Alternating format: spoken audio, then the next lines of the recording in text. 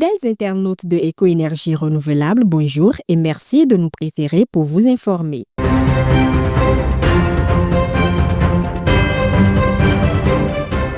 Réuni en session ordinaire ce mercredi 12 novembre 2025, le Conseil des ministres a pris des décisions importantes touchant à la fois la préservation de l'environnement et la gestion des ressources publiques. Il a été adopté un décret portant constitution du Parc national des Monts Koufé-Warimaro, une décision qui s'inscrit dans une stratégie nationale visant à créer un réseau cohérent de zones protégées sur l'ensemble du territoire. Sous la rubrique des rencontres et manifestations internationales, le Conseil a validé la participation du Bénin aux instances statutaires du Comité permanent inter-État de lutte contre la sécheresse dans le Sahel, prévu du 11 au 13 novembre 2025 à Ouagadougou au Burkina Faso et le 25 novembre à N'Djamena au Tchad.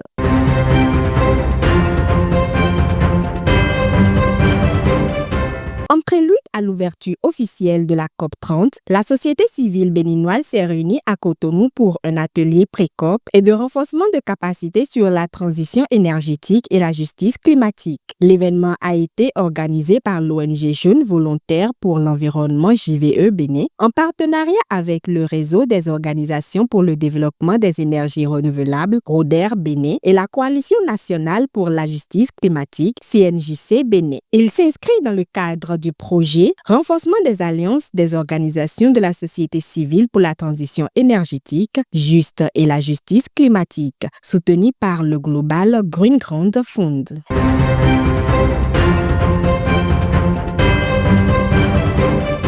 La COP30, prévue pour se dérouler du 10 au 21 novembre 2025, se concentre sur la mise en œuvre des engagements climatiques et l'accélération de l'action avec des décisions clés axées sur la transition vers les énergies renouvelables et la fin progressive des énergies fossiles. Des initiatives sont en cours pour protéger les forêts tropicales et pour intégrer l'adaptation au changement climatique et la justice climatique, y compris l'égalité des genres, dans les politiques nationales. En ce qui concerne les mesures prises sur le climat et l'énergie, les discussions en rapport avec la transition énergétique visent à accélérer le passage des combustibles fossiles vers les énergies renouvelables grâce à une transition planifiée et juste. Du côté des énergies renouvelables, des mesures sont prises pour développer les énergies renouvelables afin de fournir une énergie propre et abordable pour tous. Parlant des forêts et du climat, l'accent est mis sur l'importance des forêts tropicales comme puits de carbone et le lien entre le climat et la biodiversité. Pour ce qui est de l'adaptation climatique, les pays s'efforcent de renforcer les politiques d'adaptation avec un besoin de financement accru pour les pays en développement.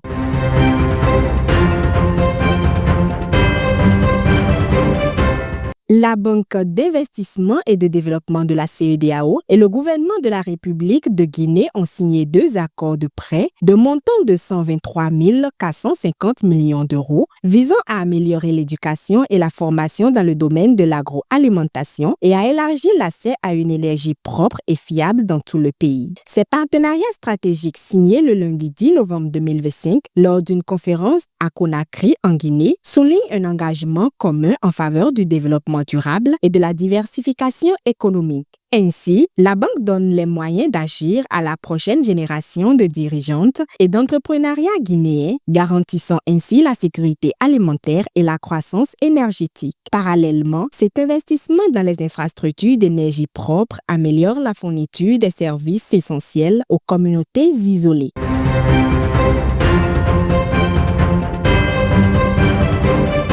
Le 5e numéro du magazine Éco-Énergie Renouvelable est toujours disponible. Ce numéro vous donne droit à un aperçu sur le bilan, des avancées et perspectives des énergies renouvelables et de la protection de l'environnement au Bénin 65 ans après les indépendances. Il nous informe aussi sur l'essentiel à savoir sur le projet national AMP pour électrifier les zones rurales, l'apport de la physique au développement durable, la solution que représente la permaculture pour la santé humaine, les défis des mini-réseaux solaires pour une électrification rurale durable et bien d'autres sujets. N'hésitez surtout pas à faire un tour sur notre site internet www.eco-enr.media pour vous en procurer.